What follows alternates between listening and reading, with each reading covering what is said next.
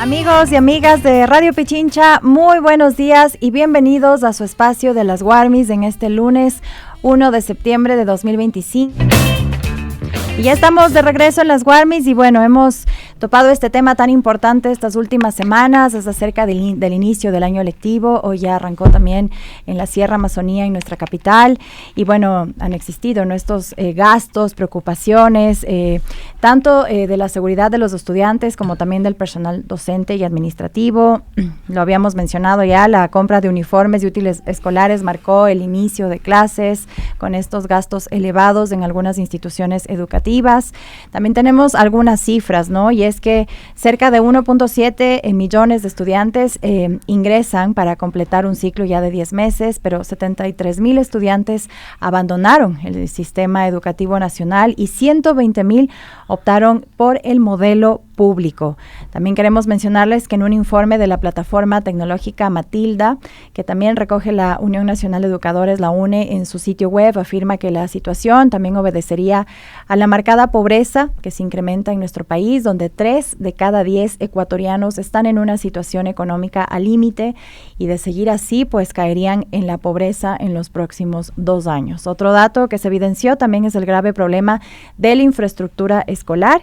Y a pesar de todo esto, pues la ministra de Educación, Alegría Crespo, en su última rueda de prensa no mostró ningún dato sobre las condiciones de este inicio de año lectivo, más aún cuando desde el año 2023 en un censo pues se identificó que el 90% de los planteles educativos necesitaban algún tipo de intervención, el 90% de escuelas de nuestro país. Estos datos pues difieren con los del Ministerio de Educación, que calculó que solo el 20% de los establecimientos, es decir, cerca de 1,280, requieren estas mejoras. Justamente para hablar de esto y otros temas, ya nos acompaña en cabina Andrés Quixpel, es presidente de la Unión Nacional de Educadores de la UNE. Andrés, muy buenos días, bienvenido a las Warmis. Y bueno, justamente primero para arrancar conociendo cuál es el panorama en este momento de este inicio de año lectivo, cómo ustedes también han podido evidenciar este regreso a clases, considerando todas estas aristas, ¿no? También el incremento de la pobreza, también hay niños que no han regresado a sus instituciones educativas. ¿Cómo miran ustedes todo este panorama? Andrés, muy buenos días. Buen día, muchas gracias por la invitación. Un saludo también, Gabriela. Antes de empezar, quiero entregarte, justo a propósito de la crisis educativa, unos textitos que tiene la UNE y que recoge propuestas, ¿no? Gracias, y análisis frente a lo que la ministra de Educación ha señalado de que es una exageración, una mentira.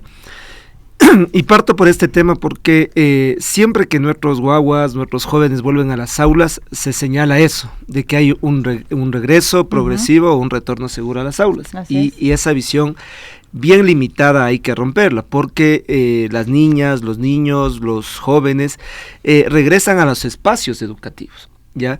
Y ahí es cuando tú incluso puedes ampliar la discusión. Los espacios educativos es el aula, es el laboratorio, es el patio, es el parque que está frente al plantel educativo, ya, es decir, hay múltiples escenarios de aprendizaje.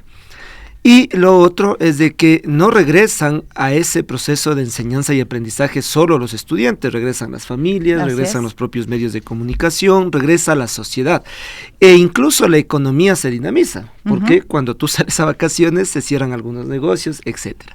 Entonces, cuando hablamos de el retorno a clases tenemos que ver eso, los múltiples escenarios de aprendizaje y el hecho de que se aprende en esos múltiples escenarios de aprendizaje a través del profesor, de la familia, de la escuela, del equipo del barrio, etc.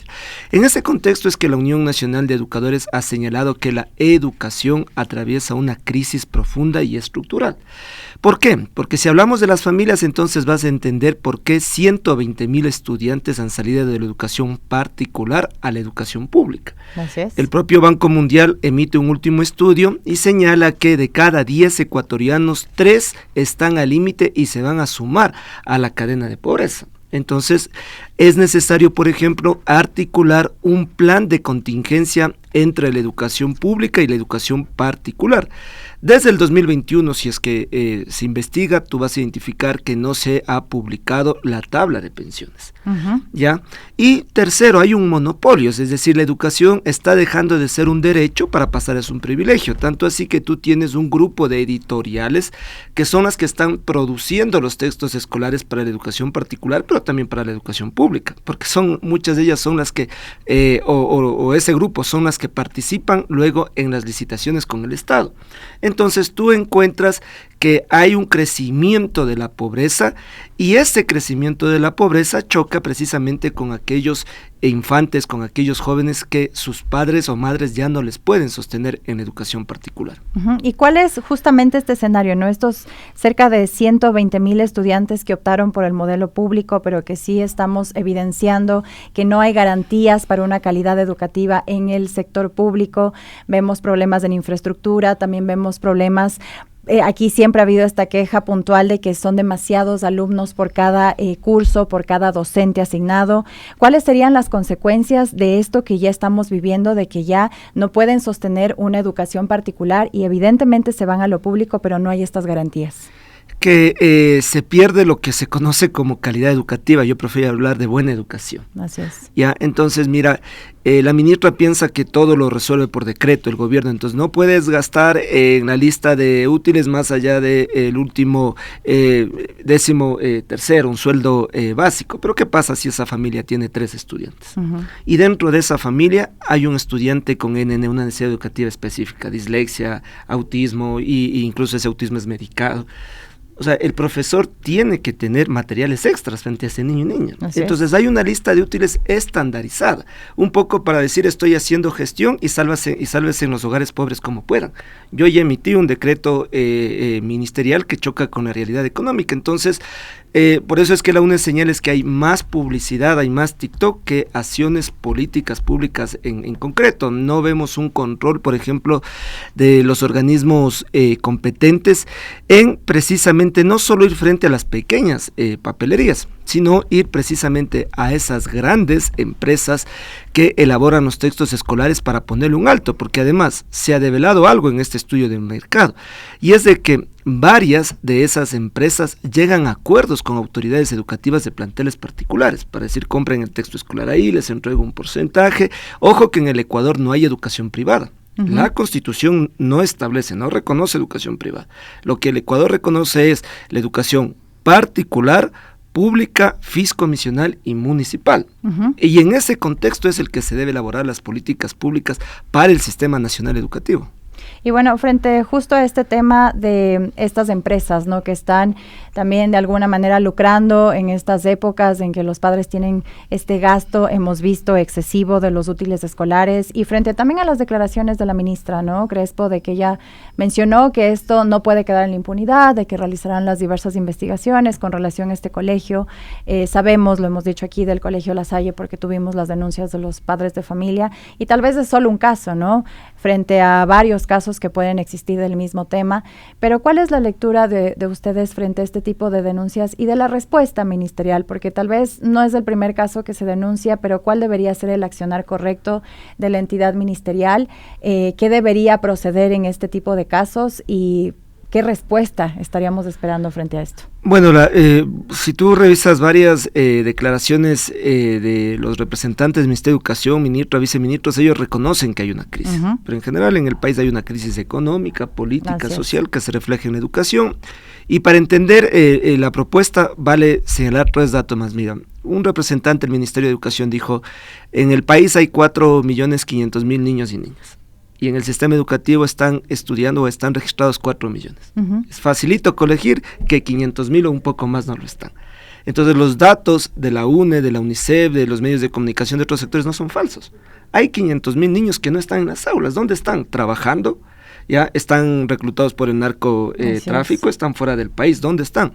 Luego sale el Ministerio del Interior la semana anterior a decirte el número de asesinatos a niños y niñas ha crecido en el Ecuador en el primer semestre de este año, van ya 300. Entonces, los infantes no solo que están siendo reclutados, sino que están siendo asesinados. Volvamos a lo primero, ¿por qué pasa eso? Porque los niños, niñas y jóvenes dejan de estudiar por la falta de recursos en sus hogares. Eso es lo que dice el INEC, la primera causa, es decir, la pobreza. Si no entendemos entonces que hay una crisis estructural, que no se va a solucionar solo con protocolos, solo con acuerdos ministeriales, solo con campañas de propaganda, no vamos a encontrar medidas de raíz. Entonces, ¿cuál es una medida de raíz? Declarar en emergencia la educación. Algo que el gobierno se opone. ¿Por qué se opone? Porque el momento en que declaren emergencia la educación tiene que priorizar recursos.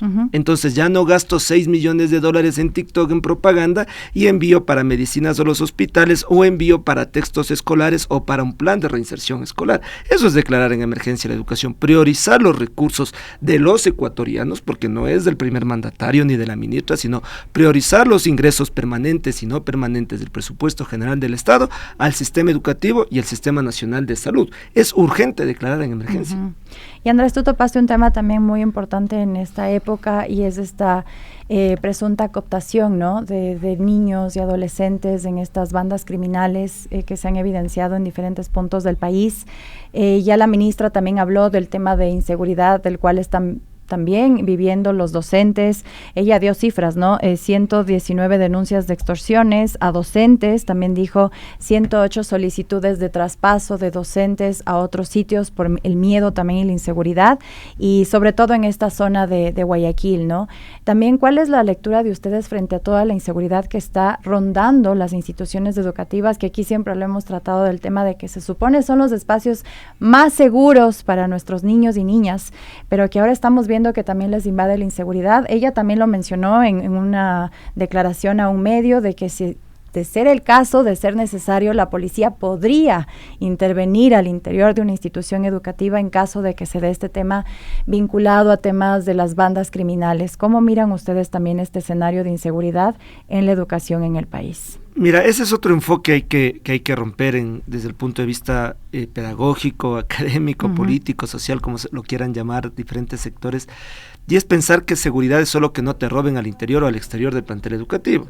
La seguridad es, por ejemplo, tener un plan de contingencia frente a un fenómeno natural. La seguridad tiene que ver con la infraestructura, porque dentro de los espacios educativos se producen prácticas, se puede decir que van acompañadas de la pedagogía, pero también dentro de los espacios educativos se desarrollan los diferentes tipos de violencias, lastimosamente. Entonces la seguridad va más allá del hecho de que no me roben. La seguridad incluso implica que el plantel educativo no se convierta en un espacio de microtráfico o de reclutamiento.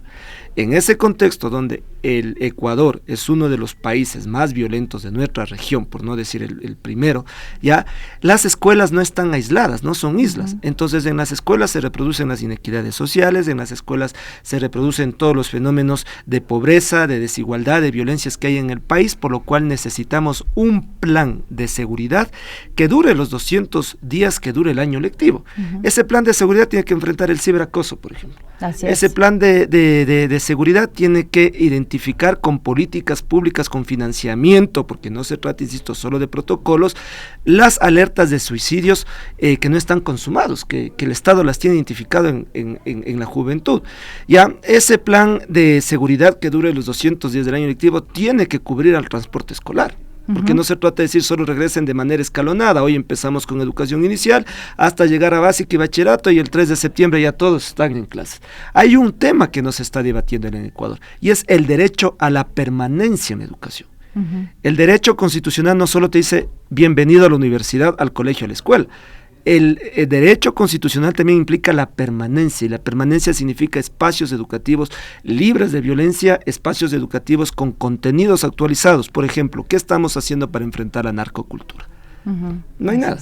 No hay nada. Tú tienes un código penal que está tipificado el reclutamiento forzado a menores de edad, pero en Esmeraldas van los grupos delincuenciales con fundas de comida, le reclutan a nuestros guaguas, ya, porque la pobreza es más que el tema de entender lo valioso que significa la educación.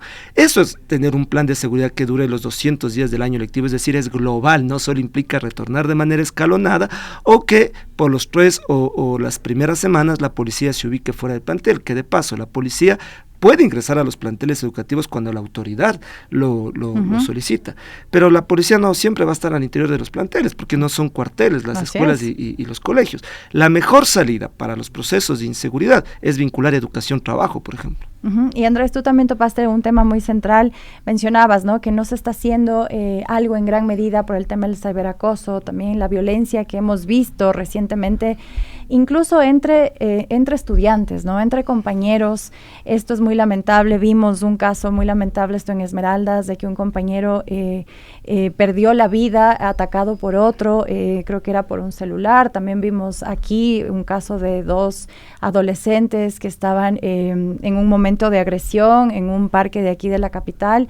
¿Cuál es la lectura de todo este escenario? Tal vez es esta crisis multifactorial, es también esta inseguridad y esta violencia que se percibe y que también está ya ingresando a las unidades educativas. ¿Cómo ves esto tú también, Andrés? Mira, yo tengo en mis manos de manera digital el Plan Nacional de Prevención de Riesgos Psicosociales, que identifica y prioriza 10 riesgos psicosociales. Entonces te habla de violencia digital, de violencia sexual, de suicidios, de intentos autolíticos, desapariciones, entre otros. Mira, o sea, el Estado tiene identificado que hay desapariciones, incluso para que tengas una idea, así como tienen identificado que en la zona 8 hay 4 maestros que han tenido que dejar la docencia para precautelar su vida. ¿Ya? Si tienes identificado qué es lo que está haciendo el gobierno, bueno, te dice, estos son los riesgos psicosociales principales y vamos a capacitar a los psicólogos educativos, a los departamentos de consejería estudiantil, a los DS. Pero si tú preguntas a cuántos planteles está relacionado un psicólogo educativo, muchos están a 2, a 3, a 4, o sea, es imposible que un psicólogo educativo pueda atender a 500, a 400, porque cada cerebro de cada guagua y de cada joven es un mundo diferente. Entonces te dicen, no, ya vamos a contratar 500, 400, 600 más y vamos a enfrentar el déficit. El déficit de psicólogos de psicólogos educativos o psicopedagogos en el Ecuador sobrepasa los 6,000. Y ojo, para llegar a un estándar de que esos psicólogos aún así sigan atendiendo a grupos de cientos de estudiantes.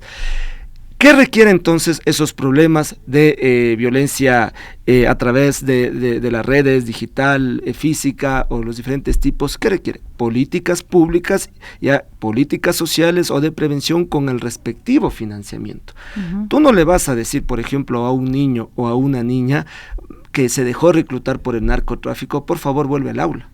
Tienes que estudiar si no hay violencia intrafamiliar en ese hogar, ver cómo está la economía, dotarle de listas de útiles gratuitos a esas familias. Tú no le vas a decir a un niño que viene de un hogar o de un contexto de violencia intrafamiliar, por eso digo, hay múltiples escenarios de aprendizaje, ya que decirle, por favor, no te comportes así. Tienes que acompañarle de un psicólogo educativo, de un psicólogo clínico, si es necesario de un trabajador social, si es necesario de un médico, porque los profesores no podemos recetar, ya no somos galenos, no somos, ya. Entonces mira, si no se entiende de esa manera el derecho a la educación va de la mano del derecho a la salud, del derecho a la recreación, del derecho a contenidos educativos actualizados. Si tú no tratas de esa forma, lo que vas a seguir es enumerando en grandes textos y en grandes acuerdos del Ministerio de Educación la problemática, y decir nosotros ya hicimos. Eso es hacer gestión, eso no es prevenir. Y bueno, también frente a este escenario, ¿no?, que se ve inmerso a la crisis en el sector de educación, aquí tenemos también el caso de los docentes, y queremos también abordar el tema de las demandas de inconstitucionalidad frente a esta ley denominada de integridad pública, ¿no? Ahí ustedes también argumentaban de que tanto servidores públicos, en este caso docentes, también se pueden ver afectados ante estos despidos que hubo. También el tema de los menores de edad que podrían cumplir esta prisión en cárceles de adultos. Entonces, ¿cómo avanza este tema de las demandas de inconstitucionalidad, Andrés? Avanzan en el marco de defender el derecho a la educación, el trabajo y la salud. Mira, a mí me estremece cuando le escucho a la ministra decir solo es del 19% de planteles educativos de los más de 6,000 que hay en el régimen Sierra de Amazonía. Permíteme hacer un paréntesis antes de hacer a la demanda, porque ese 19%, como tú señalabas, son más de 1,000 planteles. Haz cuenta que en esos planteles solo existan 500 estudiantes por cada uno. Estamos hablando de miles de estudiantes, ¿ya? Entonces, el gobierno nos está llevando a reducir los problemas sociales para hablar solo en números, solo en la visión cuantitativa, y se deja de lado la visión de derechos, ¿ya? Te pongo un ejemplo. Este año son las pruebas PISA en el Ecuador y hay un estudio de una universidad particular y de instituciones que señalan que el 80% del currículo educativo es impuesto desde el ministerio a través de un tronco común y que el Ecuador no tiene libertad de enseñanza y aprendizaje, que de 20 países el Ecuador está en el puesto 16. Eso que pasa en las aulas, que te imponen los contenidos, que no te permiten hablar no nos permiten a los docentes, por ejemplo, educación sexual no es enseñar las partes del cuerpo. Uh-huh. Y resulta que el ministerio te enlista 10 problemas psicosociales donde está el embarazo a temprana edad. Entonces, si no nos permiten hablar que educación sexual no es enseñar las partes del cuerpo, ¿cómo enfrentas esos problemas? Así como te imponen contenidos caducos, te imponen leyes que violentan derechos. Y hay 5 leyes que el gobierno ha impuesto abusando de la mayoría, 2 de ellas ya se venían tramitando, uh-huh. Por cierto, y la ley de pública, de integridad pública, que ha recibido nada más y nada menos que más de 27 accionistas que solicitan el tema de que sea declarada inconstitucional. Uh-huh. Nunca antes había pasado eso. Así es. Es primera vez en la historia y no es un relato, no es un dato. Significa que médicos, que trabajadores municipales, que servidores públicos, judiciales, que profesores universitarios, que sectores de la academia, la UNE, profesores, la Federación Médica, colegios de enfermeras, le dijeron presidente, ya, no está respetando el Estado de Derecho, que tanto lo hablan cuando se posesionan o emiten sus discursos ministeriales o presidenciales, y no está respetando la Constitución, porque la Constitución habla de que las leyes deben tratar una sola materia. Usted envía una ley donde se reforman más de 20 cuerpos jurídicos, diversos artículos, y si tú revisas ya la ley de integridad pública, ¿para qué ha servido? Para 3 cosas. 1, para despedir a más de 5,000 servidores públicos, que de paso, en diciembre a cientos se les acaban los contratos y están esperando eso, porque apuntan a 60,000. 2, para perdonarle al grupo Noboa más de 70 millones de dólares, que si tú transformas eso en política social, podrías haber construido 30 hospitales tipo C. Podías haber equiparado a 101 escuelas de manera tecnológica, ¿ya? Eso, porque lo que hace el grupo Noboa es no pagar impuestos que son ingresos permanentes dentro de la proforma general del Estado. Con esos ingresos permanentes se pagan los sueldos de médicos, de policías, de profesores. Entonces, mira, ¿para qué ha servido entonces la ley? Para perdonar los recursos del Grupo Noboa y otros sectores que se están pudientes, que se están flotando la mano, y para generar todo un escenario para perseguir a las organizaciones sociales. Por eso es que desde la UNA invitamos a ver las leyes de manera conjunta, no es que estén separadas. La una le pone el escenario a otra para una condonación, la otra le pone el escenario para el espionaje político y para criminalizar la lucha social. Toma ley de inteligencia con ley de fundaciones, como lo llaman, y es una masacre a las organizaciones sociales. Tú puedes tener tus estados de cuenta, puedes estar registrado en el sistema del Ministerio del Interior o de Gobierno, puedes tener todo a la luz, pero si eres considerada una amenaza para el Estado ecuatoriano, marchas. Entonces, está en riesgo las libertades, el derecho a la libertad de organización, el derecho a la resistencia, en un país democrático que el presidente lo pone como instrumento de exportación cuando viaja al extranjero. Y justamente sobre el tema de las otras leyes, Andrés, ustedes también mencionaron que presentarán una acción de inconstitucionalidad frente a esta otra ley, la denominada Ley de Transparencia Social. ¿Por qué la consideran inconstitucional? Mira, hoy es la audiencia de la ley de denominada inteligencia. O sea, ¿qué le interesa al presidente, ya? Que te entreguen tus datos telefónicos o de tus redes sociales a través de una telefónica de 5 años atrás. Ya. Es claro que esa red, por ejemplo, establece todo un espionaje político, que eso es lo que busca. Y ahora esta ley de transparencia que nosotros señalamos, claro que estamos de acuerdo en que hay que frenar los dineros ilícitos, porque con eso se reclutan a nuestros niños, con eso se paga sicarios para que asesinen a policías, estamos de acuerdo. Pero también el Banco Central les dice, señores, 24,000 a 27,000 millones de dólares se movieron en los últimos años de subfacturaciones comerciales o de transacciones entre la banca nacional y la banca privada. Está claro dónde se lava el dinero. Ya. ¿Cuáles son las normas, por ejemplo, duras para ir a las notarías?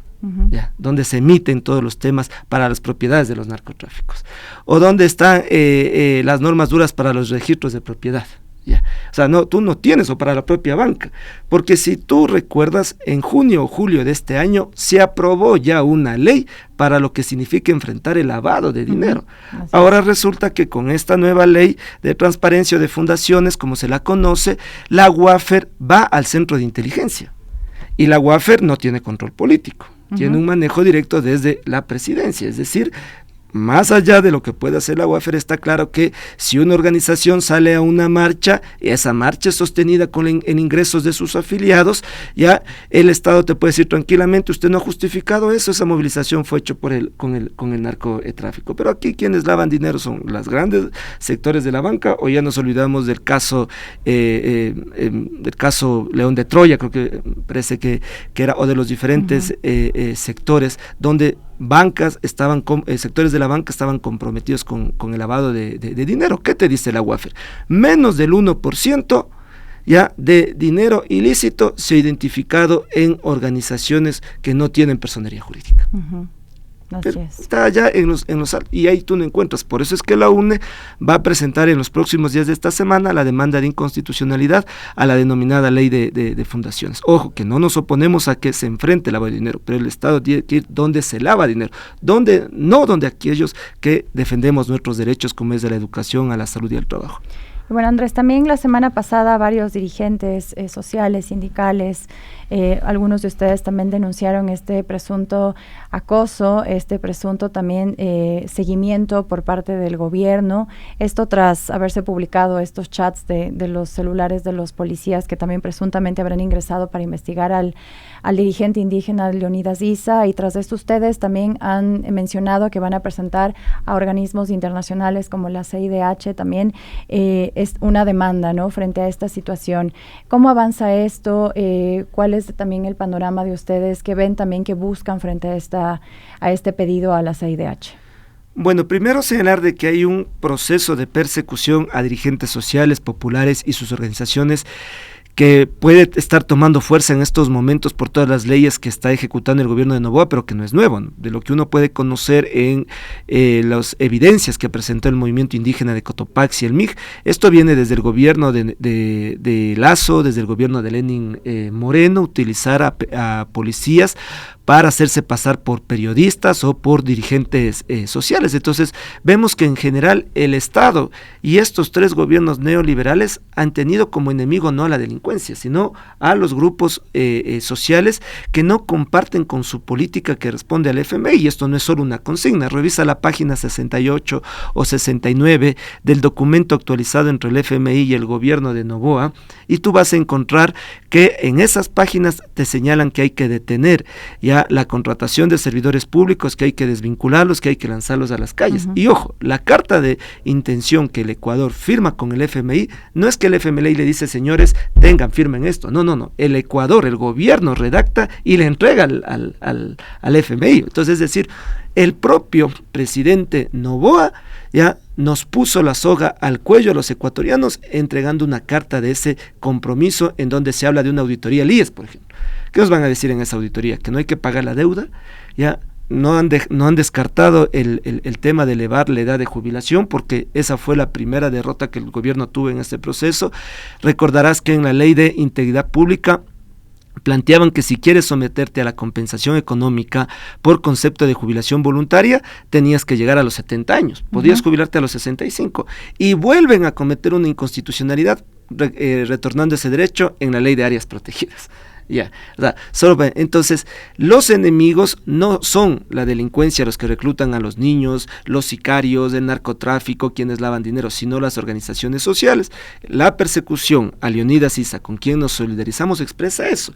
Y también la UNE, antes de que Leonidas Issa sufra este atentado, nosotros ya habíamos denunciado cómo fuera de nuestros locales del sindicato en 23 de las 24 provincias del país, como en las marchas, agentes vestidos de civil están ahí, incluso fuera de nuestras viviendas, persiguiéndonos. Por ejemplo, a mí me gustaría que esos agentes de inteligencia, entiendo, de la policía, estén en los barrios calientes, donde se están reclutando a los niños. Es decir, estás utilizando recursos del Estado para perseguir a aquellos que te dicen, presidente, en vez de armar contramarchas, tenga la capacidad de defender sus proyectos en la Corte. Nosotros no le estamos generando ningún daño al país, al contrario. Por la movilización se devolvió la compensación económica jubilar. Por la movilización de la UNE se pagó la equiparación salarial a 1,800 profesores. Por la capacidad técnica, jurídica, social, política, como se lo quiera llamar, 27 organizaciones tuvieron la capacidad de presentarse a la Corte Constitucional para deliberar de manera pública. Capacidad que no la tuvo ni el abogado de presidencia, ni la abogada de la Asamblea. Si esa audiencia pública hubiese sido una evaluación práctica del servicio público, ya estarían fuera esos funcionarios, pero como son del gobierno, entonces lógicamente tienen asegurado su puesto. Y bueno, Andrés, desde la UNE, también desde otras organizaciones sociales, están planificando próximamente acciones también frente a todo lo que hemos señalado, ¿no? Tanto la crisis en el sector educación, pero también todo lo que estamos viviendo con las demandas de inconstitucionalidad. ¿Cuáles serán las próximas acciones? Bueno, la UNE como parte del FUD, del Frente Popular y del Frente en Defensa del Trabajo Digno, la Salud y Educación Pública, nosotros vamos a insistir en que se declare en emergencia la salud y la educación. En que la proforma general del Estado que se está debatiendo en la Asamblea sea en los hechos una realidad y no una demagogia, porque te ponen 5,000 millones de dólares para educación, pero tienes que ejecutar en 3 meses. Prácticamente. Ya. Entonces, vamos a seguir enfrentando todo eso con la movilización. Para ello está convocado a una el 11 de septiembre de manera organizada. Tú hasta ahora, Gaby, no encuentras que en una movilización un policía haya sido agredido. Pero sí encuentras que en Esmeraldas, que en Guayaquil, aquí en Quito este fin de semana 3 asesinatos. 2 policías involucrados frente a un joven. Eso es lo que quieren. Justificar ese tipo de asesinatos. En la movilización tú hasta ahora no encuentras un caso de narcotráfico. En las comparecencias públicas en la Corte Constitucional tú no encuentras ni un solo ataque. Ya, ¿dónde está la violencia? ¿Dónde está el peligro para el Ecuador? Insisto, en los bancos que lavan dinero, en las bananeras que sacan drogas en cajas de bananos, en los puertos que el gobierno no ha podido controlar, en las cárceles que ahora salieron ya los militares y siguen los asesinatos como en las cárceles del sur del país. Imagínate, es decir, si ni siquiera son capaces de controlar las cárceles, tampoco van a ser capaces de sacar adelante este país. Entonces, como no son capaces y como quieren solo beneficiarse de sus políticas de no pagar impuestos, entonces tengo que controlar la sociedad. Porque eso es lo que se propone este gobierno con esas leyes también, controlar la sociedad en una actitud de aprendiz de dictador, y por eso la movilización también es para enfrentar la demagogia, la prepotencia y la improvisación e incapacidad del gobierno de turno. Así es, y bueno, queremos también saludar a quienes nos siguen en nuestras plataformas digitales con relación a este tema. Juan García nos menciona reiteradamente, hablamos de la integración maestros, padres y madres de familia, alumnos, para esta orientación, educación y formación de nuestros estudiantes en general, pero sin duda también es el Estado, ¿no?, el que también debe responder por este derecho a la educación. Y acá nos traen una denuncia, María Delgado dice, en plena inauguración escolar y nos tienen 2 horas sin luz, esto en San Enrique de Velasco, y también menciona linda manera de empezar el año lectivo. Es lamentable esto, pues estamos haciendo pública esta denuncia de María Delgado, que es lo que está pasando en una unidad educativa. Y frente también a esto, Andrés, si nos puedes dejar un mensaje a quienes nos escuchan, ¿no?, frente a esta crisis multifactorial en el sector de la educación y en varios sectores, la crisis que vive nuestro país, cómo enfrentarla, ¿no?, como padres, madres de familia, cuidadores de niños, niñas, adolescentes en los hogares, cómo llevar, por decirlo así, esta lucha diaria, este cuidado diario frente a toda la crisis que nos atraviesa.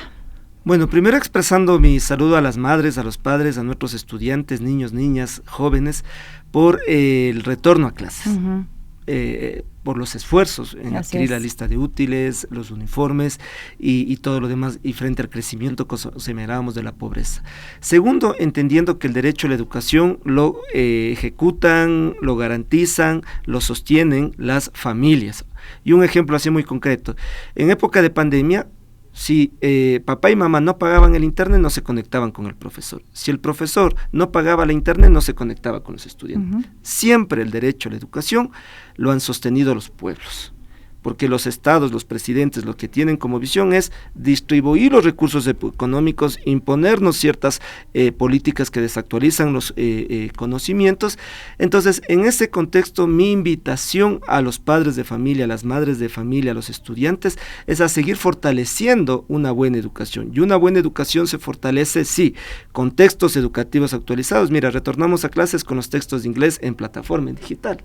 Así, y en el régimen Costa estamos de esa manera. Entonces, hay que organizarnos, hay que luchar en el marco de nuestros derechos por una buena educación.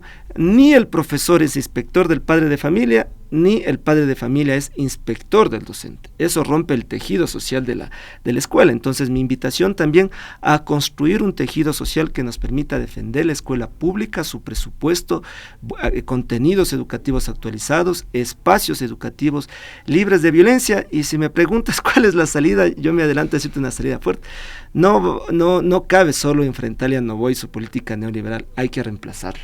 Y hay que reemplazarlo por sectores de trabajadores, de mujeres, de jóvenes que han demostrado en la audiencia, solo en la audiencia de la Corte Constitucional, se expresó cómo varios jóvenes que no están contaminados y que son abogados, tienen la capacidad de estar en la asamblea o en el ejecutivo, y que esa capacidad, por ejemplo, tú no la notas en la actualidad. Entonces, hay que reemplazar al actual gobierno por un sector de hombres y mujeres de nuestro país que trabajen por la salud, la escuela pública y el trabajo como derechos y no privilegios. Muchísimas gracias, Andrés Quispe, presidente de la Unión Nacional de Educadores UNE, con quien dialogábamos de temas tan importantes, relevantes de nuestro país, también la crisis de educación en la que vivimos y varias crisis también que atraviesan a nuestro país. Y frente a este escenario, ¿no?, de inicio de año lectivo, cierra Amazonía, y que pues son temas que hay que hablarlos. Vamos a hacer una pequeña pausa y volvemos con más aquí en Las Guarmis. Ya estamos de regreso en las Guarmis y seguimos hablando de este inicio del año lectivo en la Sierra, la Amazonía. Queremos comentarles lo que ocurrió en horas de la mañana en la capital. 550 personas que habrían sido sancionadas, ellas se suman al programa de trabajo comunitario y ahora ya apoyan también en la seguridad vial. Durante este regreso a clases, la jornada que inició este lunes 1 de septiembre, por ejemplo, en la zona del Colegio Sebastián de Benalcázar, esto ubicado al norte de Quito, pues que se va a desarrollar desde hoy y hasta el 3 de septiembre en 10 unidades educativas del Distrito Metropolitano de Quito. Esto será de 6 de la mañana a 8 de la mañana y también desde el mediodía hasta las 2 de la tarde, en coordinación también con entidades municipales, la Agencia Metropolitana de Tránsito y la Secretaría de Educación del municipio de Quito. Nuestra compañera Jessica Almeida nos cuenta más detalles.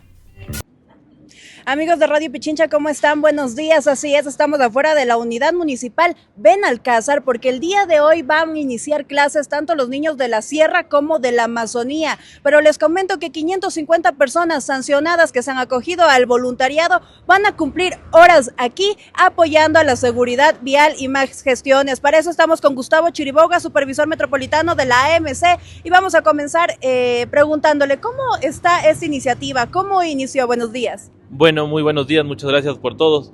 Bueno, nosotros estamos trabajando en conjunto con toda la corporación municipal y al mando del señor alcalde del Distrito Metropolitano de Quito. Esta vez nosotros no solamente haciendo las labores de control, de orden y control en la ciudad, sino que también estamos colaborando junto con 550 personas que se han acogido al trabajo comunitario, que están pagando sus multas con trabajo comunitario, también colaborando en el retorno a clases de los chicos y chicas. ¿Cuáles son las sanciones por las que están algunos de las personas aquí en el trabajo comunitario? Bueno, aquí hay infractores de todo tipo, personas que han estado libando en el espacio público, personas que han infringido las normas sobre cuidado y bienestar animal, las personas que han infringido también algunas normas en el metro de Quito, personas que no tienen licencia para ejercer una actividad económica, bueno, una multiplicidad de infracciones que se están dando justamente y que las personas se han acogido al trabajo comunitario para poder compensar con horas de trabajo comunitario sus multas. ¿Hubo algún tipo de coordinación previa para que sepan lo que se tienen que realizar este día? Sí, definitivamente, no solamente con el trabajo comunitario, sino toda la corporación municipal estará presente en el retorno a clases, la Agencia Metropolitana de Tránsito, la Agencia Metropolitana de Control, la Secretaría de Seguridad, Policía Nacional, Fuerzas Armadas, Cuerpo de Agentes, es decir, todo el despliegue de la corporación municipal, justamente siguiendo las directrices del señor alcalde. Estamos aquí presentes justamente velando para que las chicas y los chicos regresen a clases de forma segura, de forma ordenada y que sea un buen inicio del año. 550 personas sancionadas, ¿en qué tipo de grupos se van a ubicar y en qué horarios? Y por supuesto sabíamos que hay un número específico de unidades educativas. Sí, bueno, vamos a trabajar sobre todo en las unidades educativas municipales. Vamos a estar con 550 personas distribuidas en los 3 días, lunes, martes y miércoles. Estarán en horarios de 6 de la mañana a 8 de la mañana y en la tarde de 12 de la tarde a 2 de la tarde. ¿Qué días? El día lunes, martes y miércoles, es decir, 1, 2 y 3 de septiembre estaremos desplegados con la gente de trabajo comunitario en las unidades municipales. ¿Cuántas personas van a estar, de las 550, cuántas personas van a estar por unidades? Bueno, más o menos es un grupo entre 25 y 30 personas por cada unidad educativa municipal. Muy bien, vamos a conversar ahora con uno de los que está en el trabajo comunitario. ¿Cómo estás? Buenos días, cuéntame, ¿cuál es tu nombre? Clever Lapo. ¿Cómo estás? Cuéntame, ¿cómo te realizaste pues la coordinación? ¿Qué es lo que tienes que hacer el día de hoy? Bueno, hoy estamos ayudando a los estudiantes a que ingresen en su primer día de clases, controlar el tema del flujo de tránsito y más que todo la seguridad de los estudiantes para que puedan por favor ingresar con mucho cuidado. ¿Tú tienes que estar aquí los 3 días? Sí, correcto. ¿Cuál es tu horario? Desde las 6 de la mañana hasta las 8 y de 12 a 2 de la tarde. ¿Cómo te enteraste de esta oportunidad para cumplir la sanción? Bueno, por el tema de los trámites que uno realiza para poder pagar la multa, entonces hay esta opción del trabajo comunitario. Muy bien, estamos listos por ahí, muchísimas gracias, ya estamos poquito de ingresar y vamos a conversar con una de las alumnas, claro que sí, porque nosotros vemos una carita conocida, nos había acompañado en Radio Pichincha porque ella es de una agrupación. Recuérdanos cuál es tu nombre. Francis. Francis es de los rusos del Ecuador, había estado en el Pichincha Rima y bueno, este es tu inicio a clases, ¿cómo te sientes? Me siento muy emocionada, es una nueva etapa y creo que vamos a cumplir muchos retos y todos nos proponemos a salir bien este año lectivo. Muy bien, ¿cuáles han sido los cambios que has sentido o que hay este año? Creo que varias de las instalaciones de nuestro colegio han sido renovadas, ese creo que es el principal cambio, pero de ahí no, seguimos como siempre. Muy bien, ¿qué les dirías a todos los alumnos de este colegio en este inicio de clases? Que estén contentos, que es una nueva etapa y que todos vamos a cumplir retos y vamos a lograr nuestras metas. Muy bien, así es amigos, así es como inicia el primero de los 3 días de forma escalonada en lo que van a ingresar ya los estudiantes, tanto de la Sierra como la Amazonía. Les recordamos, son 550 personas que van a estar cumpliendo su sanción, es así que de trabajo de voluntarios, aquí tanto en 10 colegios de la parte ya de la municipalidad, como de todo Quito, así que nosotros vamos a seguir aquí hay mucha alegría por este día, hay mucha emoción por el inicio de clases y bueno, recuerda, lunes, martes y miércoles de forma escalonada es como van a regresar varios estudiantes. Seguimos con ustedes, compañeros. Muchísimas gracias a nuestra compañera Jessica Almeida por ese importante reporte desde el Colegio Benalcázar en el norte de la capital. Pero ahora también queremos comentarles acerca de qué mencionan las autoridades estatales frente a este inicio de año lectivo. La ministra de Educación, Alegría Crespo, habló de las regulaciones para este inicio de año lectivo en la región Sierra. En este aspecto enfatizó que existe una prohibición de prácticas que imponen cargas económicas a las familias, como obligar a comprar útiles o uniformes a proveedores específicos. Quienes incumplan con esta disposición enfrentarán multas y sanciones. Tenemos más información en la nota de nuestro compañero Paul Fernández en la voz de Gabriel Espinosa. La ministra de Educación, Alegría Crespo, habló sobre las regulaciones para el inicio del año lectivo 2025-2026 en la región Sierra. En este aspecto enfatizó que existe una prohibición de prácticas que imponen cargas económicas a las familias, como obligar a comprar útiles o uniformes en proveedores específicos. Estas violaciones, basadas en la Ley Orgánica de Educación Intercultural, pueden resultar en multas, suspensiones o cierres de instituciones. De igual manera, Crespo ratificó que está prohibido comercializar o permitir la venta de textos, útiles, uniformes u otros bienes dentro de las instituciones educativas. No se puede direccionar las compras a proveedores específicos ni demandar marcas exclusivas, ya que esto viola los derechos de las familias a elegir según su presupuesto, recalcó.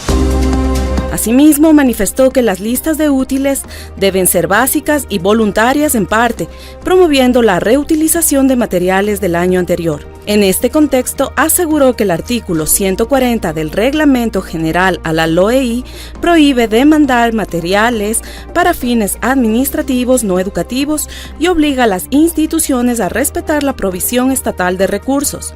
Según Crespo, obligar a comprar en lugares específicos constituye una violación a la LOEI, clasificada como falta grave o muy grave, dependiendo de la recurrencia. Las sanciones incluyen advertencias y llamadas de atención para infracciones leves con registro y seguimiento.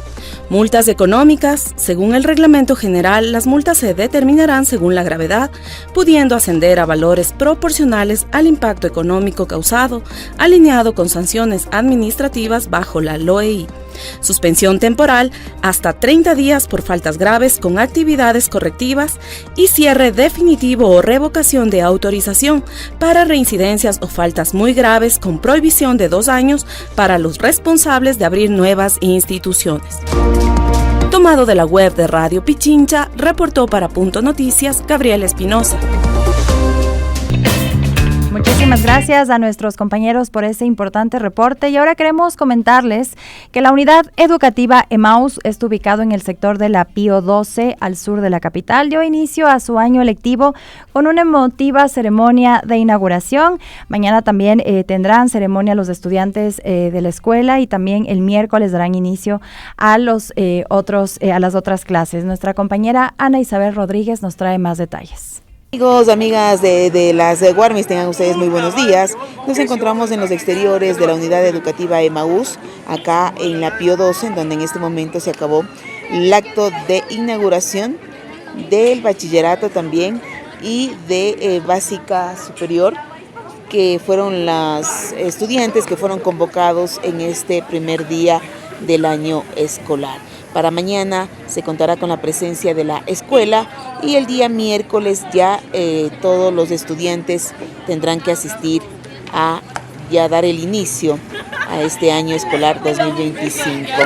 Padres de familias, estudiantes se han dado cita hasta acá, hasta este sector, con mucha alegría en unos casos. El reencuentro también entre los compañeros, luego de no verse durante 2 meses, ahora lo hacen también acá en esta unidad educativa. En el discurso también de la señora rectora de esta entidad, daban algunas instrucciones también para los estudiantes, para lo que será el año lectivo 2025, y muchas personas también muy contentos de ser parte de esta unidad educativa. Al momento ustedes pueden observar, la gente está saliendo, algunos puestos también se activa también acá, los puestos para las personas que usualmente están en los exteriores vendiendo sus productos, y de esa manera también acá se empieza ya el año escolar 2025. Por acá estamos reportando para las Guarmis, Ana Isabel Rodríguez.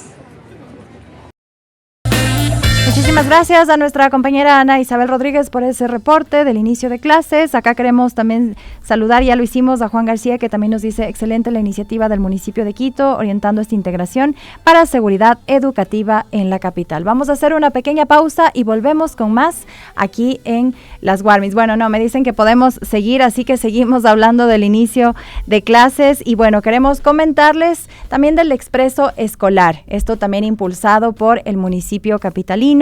Es parte de este plan Retorno Seguro a Clases 2025. Nuestra compañera Jessica Almeida estuvo en el inicio de este expreso escolar y nos quiere comentar acerca de todos los detalles y de cómo funciona. El lunes se inicia clases y aquí te enseño cómo funcionan las rutas del expreso escolar. Desde el 1 de septiembre el regreso a clases será de forma escalonada y para garantizar el transporte y seguridad de los estudiantes, tanto al inicio como durante todo el año se implementan expresos escolares. Precisamente el expreso escolar, por disposición del señor alcalde Pavel Muñoz, tenemos desde el terminal de la Ofelia por toda la troncal en los horarios de 6, 6:10 y 6:15 en algunas paradas específicas del corredor central norte. Esto para atender las diferentes unidades educativas que están cercanas acá en el sector del norte. Los buses tienen una capacidad promedio de 43 personas sentadas y 25 paradas, y los estudiantes obviamente van en ese mismo número. El costo del pasaje se mantiene en 35 centavos para la tarifa regular y 17 para la tarifa reducida. Si el estudiante necesita un tutor que lo acompañe, podrá hacerlo. Sin embargo, no se permitirá que personas ajenas viajen solas en los buses junto con los estudiantes rumbo a sus colegios. No solamente el circuito del expreso escolar desde el terminal de Ofelia está activo para el inicio del periodo escolar, sino más bien en todo el distrito metropolitano de Quito tenemos 8 circuitos de expreso escolar. Las rutas son Corredor Central Trolebús, Ruta Recreo Colón, horario de 6:15 y 6:30.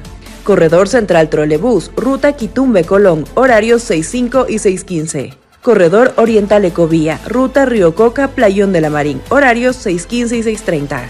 Corredor Oriental Ecovía, Ruta Estación Guamaní de las Universidades, horarios 6:05 y 6:15. Corredor Oriental Ecovía, Ruta Quitumbe, Playón de la Marín, horarios 6:15 y 6:30. Corredor Sur Occidental, Ruta Quitumbe La Magdalena Metro, horarios 6:10, 6:20 y 6:30.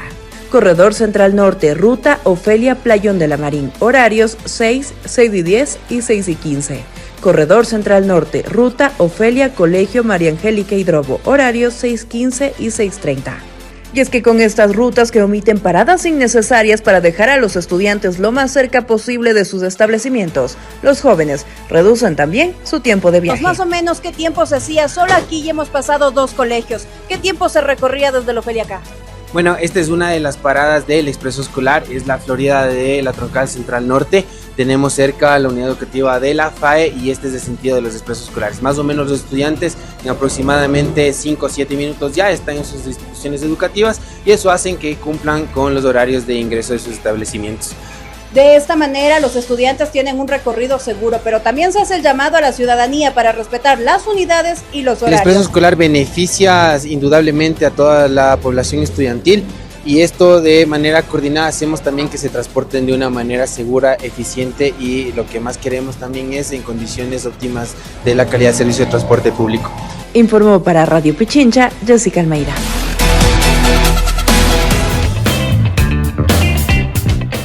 Y ya estamos de regreso en las Guarmis. Queremos comentarles que desde el Complejo Judicial Norte, esto en la capital, nuestra compañera Jessica Almeida se encuentra en el punto, en la marcha denominada del Pendrive, esto convocada por el abogado Washington Andrade. Esta movilización se dirige al Consejo de Participación Ciudadana y Control Social para exigir el respeto al derecho de participación e impugnación, luego de que se impidiera conocer las impugnaciones, esto a los ternados Mario Godoy, Ivonne Núñez y Fabián Favara, esto señalado por los asistentes a la manifestación. Nuestra compañera Jessica Almeida nos cuenta más detalles.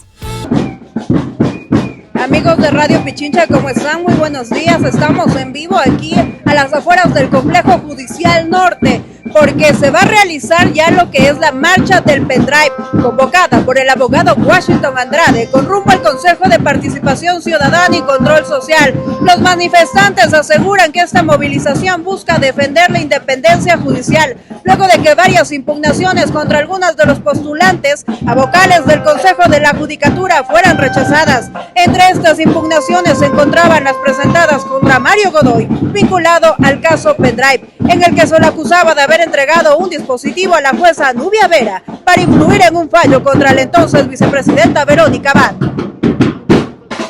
Como podemos observar, varias agrupaciones, grupos dirigentes y también doctores se han dado cita en la búsqueda y en la lucha de lo que llaman la marcha del pendrive. Nosotros también podemos ver cómo simbólicamente han realizado un pendrive de más de 3 metros con las fotografías del presidente Daniel Noboa, Yasmín Enríquez, David Rosero, Joana Verdesoto y Andrés Fantoni. También tenemos por el otro lado a las personas a las que dicen que serían parte de intentar ocupar y manipular procesos judiciales, como es Mario Godoy, uno de los impugnados, Ivonne Núñez y Fabián Favara.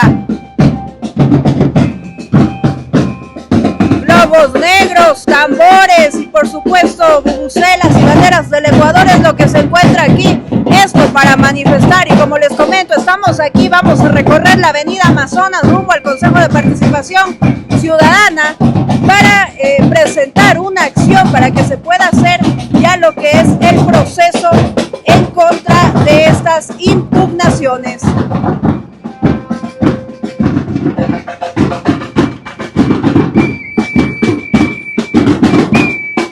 También dialogamos con el doctor Washington Andrade, quien fue quien convocó a esta marcha, y esto fue lo que nos comentó. Bueno, en este momento estamos haciendo un ejercicio pacífico de nuestro derecho constitucional a la resistencia de manera creativa entre varias organizaciones sociales hemos decidido hacer una protesta simbólica, es decir, con un símbolo potente, que es un pendrive. ¿Por qué se basa en el hecho de que existe un caso que se denomina el caso pendrive y hasta ahora no avanza? Sin embargo, que ese caso ya estaría en una situación de que pueda formularse cargos. ¿A quién? Al que está con las mayores opciones de volver a presidir el Consejo de la Judicatura, y el Consejo de Participación Ciudadana ha impedido de que las impugnaciones ciudadanas a las cuales fuimos convocadas se den públicamente. Entonces, de tal forma, ¿qué es lo que vamos a presentar aquí hoy día en este punto de reunión? Una acción de protección. Vamos a ingresar en contra del Consejo de Participación Ciudadana, de la mayoría que decidió no dar paso a las impugnaciones, con medidas cautelares de que se suspenda el proceso hasta que se den las audiencias de impugnación.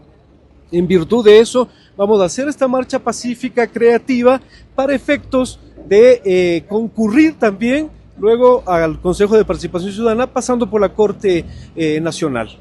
En el caso de la doctora Nubia Vera, ¿qué se espera? ¿Cuándo se espera una nueva sentencia, una nueva convocatoria? ¿Qué es lo que se está esperando de este caso que, como lo dices, se está demorando? No me puedo pronunciar en el tema porque yo no ejerzo la defensa de la doctora Nubia Vera desde hace cerca de más de 2 meses.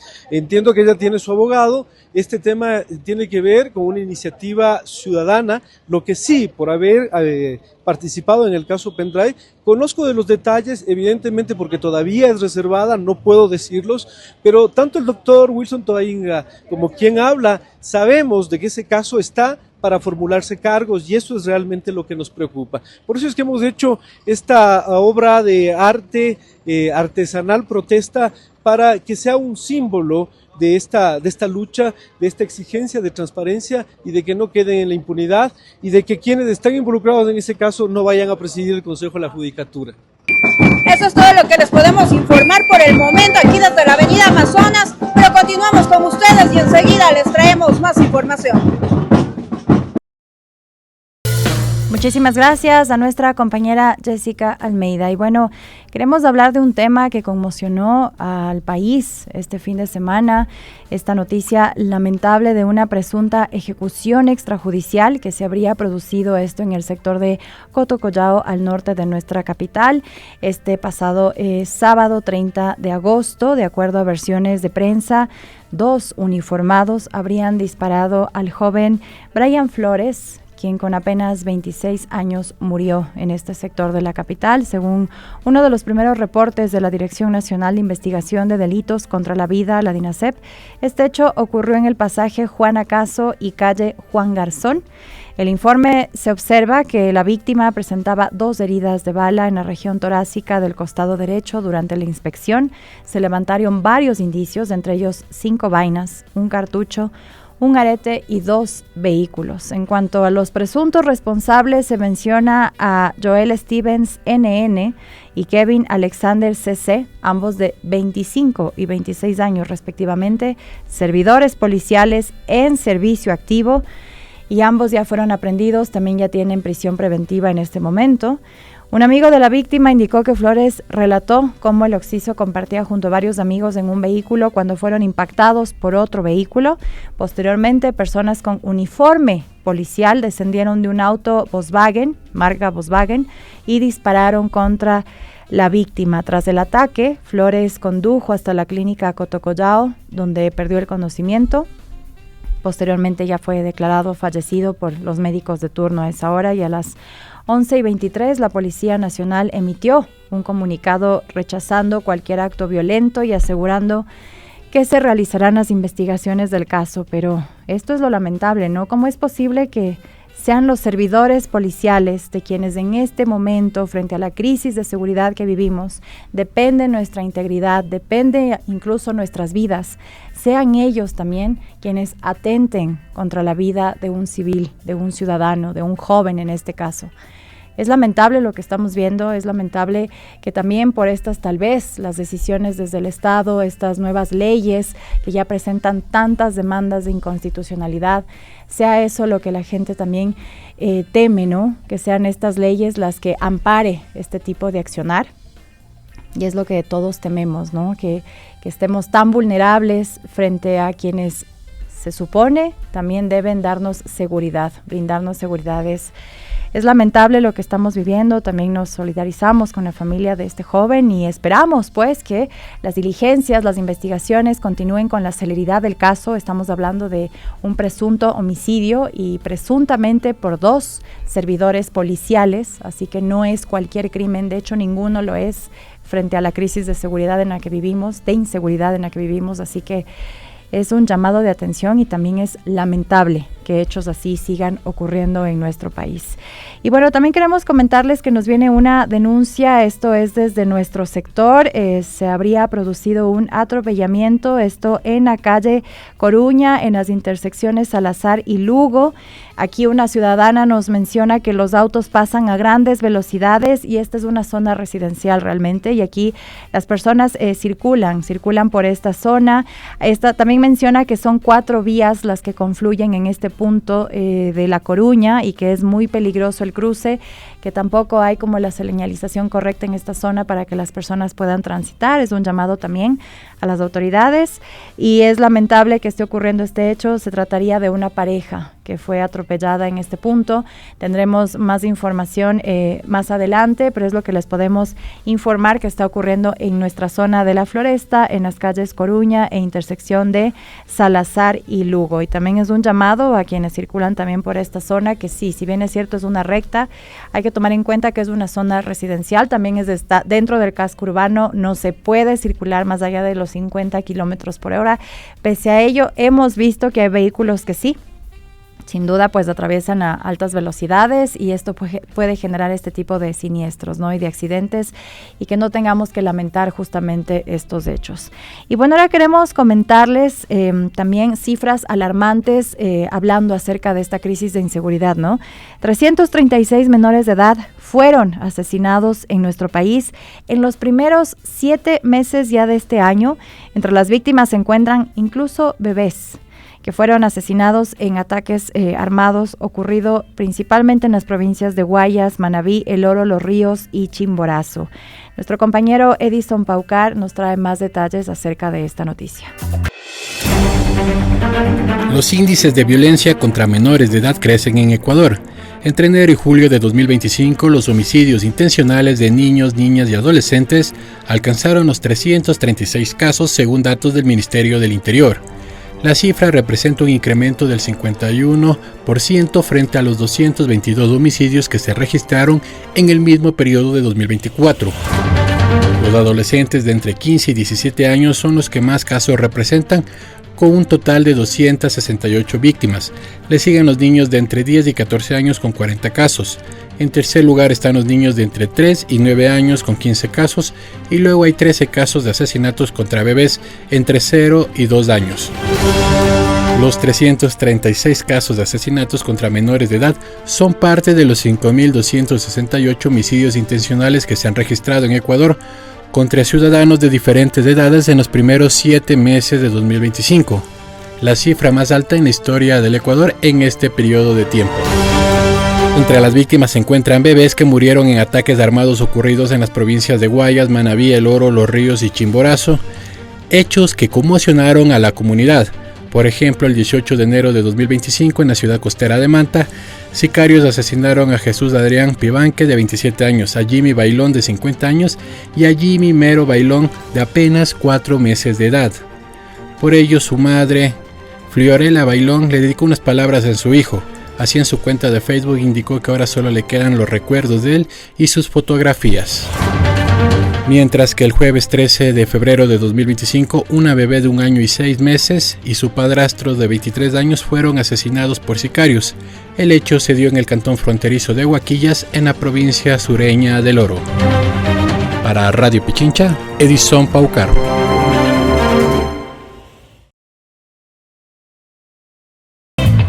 Ya lo escuchábamos, 336 menores de edad asesinados en lo que va de este año en nuestro país, estas víctimas colaterales de esta criminalidad, de esta inseguridad. es imposible pensar que todavía existan estas cifras, que todavía nuestros niños, niñas, adolescentes están tan desamparados por este estado, ¿no? Tan olvidados. Y escuchábamos hoy en la mañana también al economista Carlos Conorer acerca de la percepción de inseguridad que vivimos. Y hay que decirlo, la percepción también de inseguridad en Quito ha aumentado por el tema de asaltos, de robos. Queremos mencionar también que una persona fue asesinada, 2 resultaron heridas, esto tras un ataque armado fuera de una discoteca, esto en el sector de Quitumbe, al sur de la capital. Esto ocurrió la noche del sábado 30 de agosto y también esa misma noche un presunto asalto dentro de un bus urbano que se dirigía hacia el sector de Chillogallo, al sur de la capital, dejó como saldo una víctima mortal. Esto, información de la policía, el ciudadano fue identificado como Pablo V, de 39 años, quien fue herido con un arma blanca durante el ataque. El ciudadano fue trasladado al hospital Padre Carolo, sin embargo, en la madrugada, pues se confirmó su deceso. Es lamentable lo que estamos viviendo y por eso es que crece también esta percepción de inseguridad, pero ya no es una percepción, es una realidad. Lo estamos viendo día a día, la gente que igual que salen a sus trabajos, salen a sus labores, a su día a día, y que a veces nos ponemos a pensar, tal vez no regrese a casa, tal vez no regrese junto a mi familia, porque lo que estamos viviendo ya nos está afectando a absolutamente todos los ciudadanos, esta inseguridad y las autoridades que no dan esta seguridad, esta garantía de seguridad que es para lo que trabajan, para la ciudadanía. Es lamentable lo que estamos viviendo. Y bueno, también queremos irnos a otro sector, a otra crisis de nuestro país. Y bueno, este lunes 1 de septiembre, trabajadores de limpieza del Hospital Ginecobstétrico Pediátrico de Nueva Aurora Luz Elena Arizmendi, esto en el sur de nuestra capital, realizaron un plantón denunciando que llevan 5 meses impagos. Aseguran que la situación es insostenible y se niegan a ingresar a cumplir sus funciones hasta que reciban sus salarios.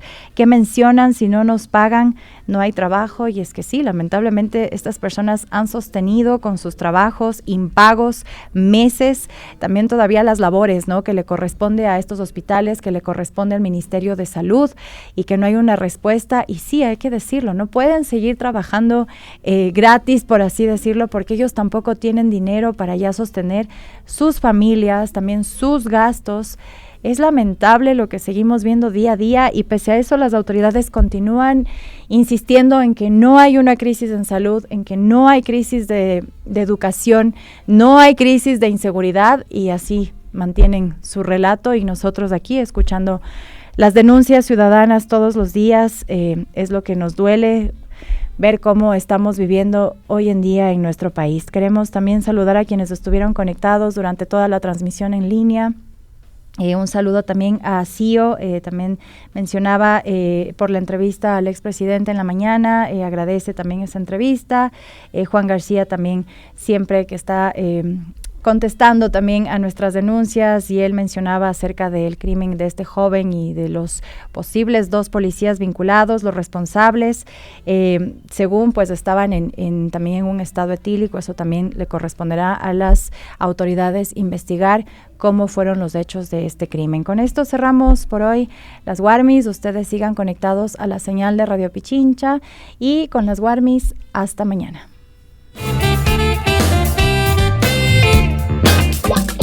Las Guarmis.